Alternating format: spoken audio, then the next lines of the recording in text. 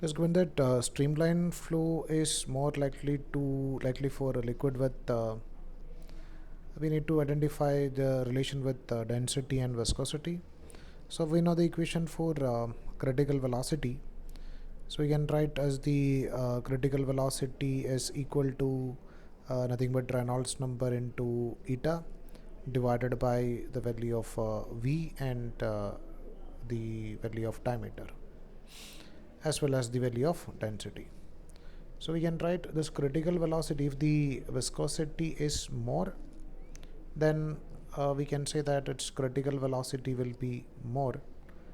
And if the so if it is critical velocity is more, then it indicates that it is going to be converted from streamline to turbulent at a higher velocity. So streamline flow is more likely to occur at a high viscosity.